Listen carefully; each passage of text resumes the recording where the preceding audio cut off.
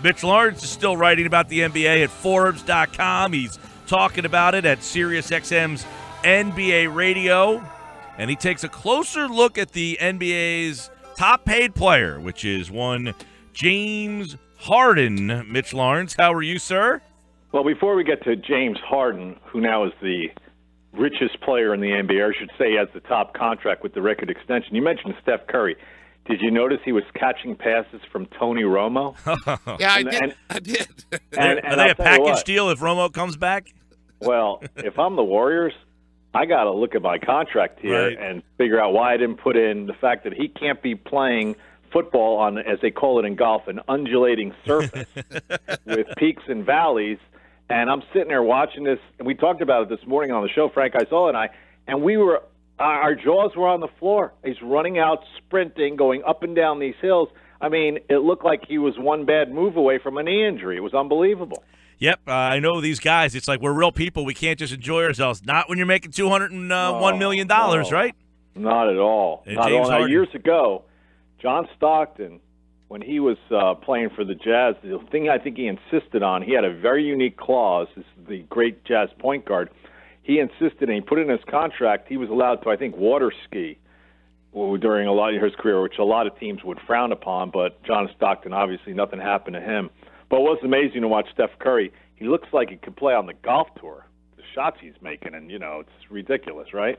Sure is. And, James Harden will transfer into him making $228 million now. Yeah. My question, you wrote a great piece about this, and, I don't know where you put him. That last game when he just kind of, I don't know if he didn't have it or didn't show up or what, but what is the message that he gets an extension of a deal that, they didn't have to do this? And the scary thing was that Daryl Morey, the GM, I think he injured his arm, patting himself on the back for putting together this, what he called a historic backcourt with Chris Paul, which I'm sure we'll talk about in a little bit. But he came out, Daryl Morey, and was talking about how I would have given him more money and more years if I could have. We gave him every dime we could have, which was crazy. I mean, the optics are pretty bad after the way they finished the season. If you remember, Game 5, Harden collapsed down the stretch of that game, which was a winnable game in San Antonio, and Kawhi Leonard got hurt that game. And then they go back to, Houston to defend their home court and try to stave off their season. It's an elimination game, and James Harden doesn't even try to he doesn't even take a shot for like the first 18 minutes. When he finally gets around to shooting the ball, they're down 20. It was like he was either drugged or out of it, or it was just an imposter. I still can't figure it out. And here the Rockets are rewarding him. I know, it's one or two games, but even still, what does that say about James Harden? What does that say about the Rockets? What it says about the Rockets is they're throwing around money pretty good. They're going to have to do that with Chris Paul. Who knows if they're going to get Carmelo Anthony? You guys talk about the NBA slowing down. Maybe down your way, not here. This Carmelo Anthony situation is still going on. But James Harden, look, he's one of these guys. He put up an amazing stat line last year. He's the first player in the history of the league to have 2,000 points, 900 assists, and 600 rebounds. Nobody else had done that before. So offensively, he's he's one of the great stars, the great impact players. But at the other end, he just doesn't do anything, doesn't do enough for me. And, leadership-wise, here's a guy who's already gotten a coach fired in Kevin McHale. You saw the stunt. Whatever happened in Games 5 and 6, they claim he ran out of gas. Who knows?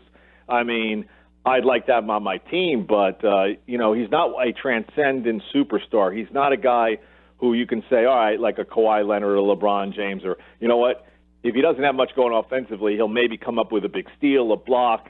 He'll make a game-winning play at that end. He doesn't do that. And I think the telling thing, what tells you that he doesn't do that, is they had to bring in Chris Paul. Here James Harden finished second in the MVP race, and now they're bringing in Chris Paul to help him advance in the playoffs. So we'll all see how that works out. So, Mitch, do you include Harden as one of those superstar kind of guys, that elite guy that can win titles?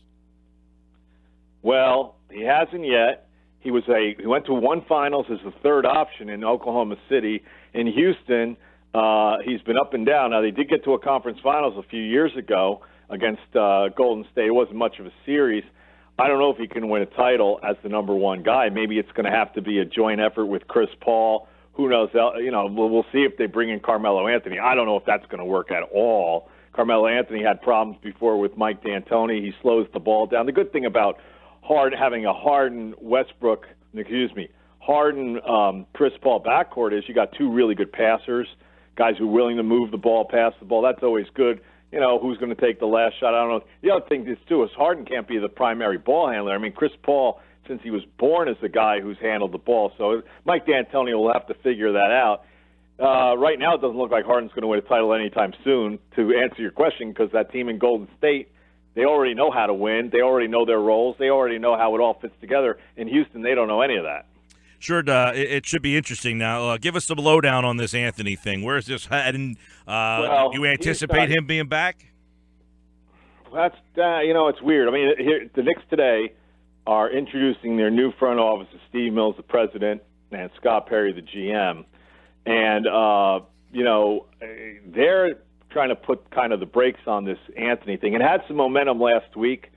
You know, here's the thing where Carmelo Anthony, the Knicks, Phil Jackson, tried to get him to waive the no-trade clause, never did. Finally, after they fired Phil, it looked like Carmelo was amenable to moving on to Houston. And the background on that is that he went over to Paris a few weeks ago, attended a fashion show with James Harden, or James Harden was there. James Harden, who's been recruiting everybody, I guess, he, like all these players, right, he got Carmelo sold on it because Harden knew that they were going to get Chris Paul, because Chris Paul, when the Clippers told Chris Paul, we're not going to give you a 5-year deal with the fifth year being $48 million or $46 million, when you're 38 years old, Chris Paul said, well, you better trade me to Rockets because that's where I'm going to walk to next summer. So all these guys know what's going on behind the scenes, and it looks like Chris Paul's got some clout in Houston now, and he wants Carmelo down there. But now the Knicks are kind of with this new group in charge. They're starting to say, wait, we might just hold on to him here. We're not so anxious to move him. Carmelo's not real happy about it because he's already kind of on the mindset he can go to Houston and make it work, and who knows if it will, but he's kind of got one foot out the door, or maybe even both feet are out the door mentally on this. And but the Knicks are now making noises about, well, we're going to see what happens. We don't know. The one thing about the Knicks guys is they haven't had a great offseason. They overpaid Tim Hardaway Jr. They brought in, they gave Ron Baker a contract when they should have just let him go out and sign an offer sheet and overpaid him. And they still haven't solved they have a pressing need of a veteran point guard because the kid they drafted from France, Frank Ntilikina, he's not ready to play. So they used all their cap money for a point guard. So that was messed up. But here's the deal. They haven't made the playoffs in 4 or 5 years. 4 years without a playoffs here in New York is an eternity. And so there might be the mindset now, hey, we'll start the season with Carmelo. The East is really bad. You got 3 open spots. It looks like there are 5 teams that are going to make it, Cleveland, Boston, Toronto, Washington, and Milwaukee. And then you'll have the Knicks, the Sixers, Detroit, Charlotte, Miami, 5 teams at least going for 3 spots. Maybe the Knicks feel like we got to get back to the playoffs. Even if it's just a cameo appearance, they'd probably like that. That's the way they roll. So we'll see what they do with Carmelo. I still think the Rockets want to do it. The Knicks want to do it. The problem is, guys, the Rockets have to find a home for Ryan Anderson, and nobody wants to take that contract at 3 years at $60 million left. Mitch Lawrence with us, spending a few minutes talking about the NBA. And, Mitch, Mike and I talking about the NBA trying to get to that point where, they're always in the conversation, 365, the way the NFL is. And, of course, Summer League has a lot to do with that and the interest in Summer League and the ratings for Summer League. So what kind of stock do you put in Summer League, if any, and have there been any standouts or things that have caught your eye with this year's class? Well, the star of the Summer League is Lonzo Ball, and the star team is the Lakers, and a lot has to do with proximity to Vegas. I mean, that's basically their home away from home guys. So, the lower bowl for Laker games at the arena out in Vegas, it's sold out. People, I was talking to a scout today, he said the scary thing is people are actually standing during games. I mean, they're so into it. They want to see Lonzo Ball. Lonzo Ball is not disappointed. Tonight's going to be if he plays, and he's got this he's got a calf injury or something. But anyway, it's amazing. Here the NBA is all concerned about we're playing too many games per week. We got to scale back. Do you know this is the Lakers' 5th game in 6 nights and 4 games in 4 nights? I mean, what the heck's going on here? I mean, you can't have that, but he's been the star. It looks like he is the floor general, the point guard with the vision, the special ability to see things unfold before they actually do, that type of player. So all Laker fans are agog about this. I mean, this Summer League is now off the charts. It's wall-to-wall coverage, whether it's ESPN or NBA TV. I can't believe it. It's the way it's grown. And I'm told, I wasn't out there, but talking to people who were out there, they are just astounded at the crowds. They are astounded at the level of interest. I mean, it is really taken hold like they never thought. Now, how much stock are you going to put into it? It's funny. I saw a tweet the other day where Jason Tatum made a nice turnaround jump shot on the baseline for Boston, right? He's their pick, obviously. You all know about him in Philadelphia with the Fultz thing, and they took Jason Tatum at 3, the Duke kid. And somebody tweeted out, wondering if Jason Tatum now had one of the top 5 turnaround jump shots in the NBA. Wow. Well, now, let me tell you something. Yeah. Everybody's got to slow down. Yeah. Pump those brakes. Here's the thing. Yeah, here's the thing. You're playing now. You have a lot of top players out there. Markelle Fultz obviously injured, didn't really play, but you have other guys who played. Dennis Smith Jr., the point guard for the Mavericks, who everybody in New York now is concerned about. They took the wrong point guard, Phil Jackson. Anyway, the bottom line is a lot of these guys, their teammates and the guys they're playing against, are never going to see the light of day in an NBA game. So what kind of conclusions are you going to draw from the level of competition these guys are playing against? That's why you have to be very, very careful who plays great. Now, I know Damian Lillard was the MVP back in, 2012, but you've had guys like Nate Robinson. You've had people like Glenn Rice Jr., not the original Glenn Rice Jr., who've been the MVP of the Summer League. You have to be really careful, guys, because a lot of these guys aren't going to be there.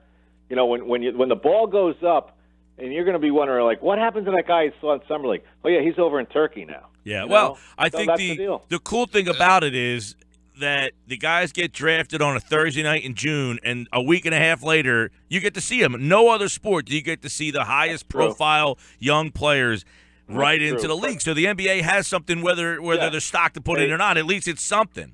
They have the league used to basically shut down July 7th or 8th after free agency, and you wouldn't see it again until September or whatever. And now, guys, you've got, the draft, you got free agency. You've already got teams doing informal workouts. I heard of Chris Paul, when Chris Paul was interviewed on, Friday, his introductory press conference, he's already talking about they've had workouts with the Rockets. He had like a workout with the Rockets already out in Vegas, some informal thing. So I've heard the Nets went to Florida. I mean, all these teams are doing it's like a year-round thing.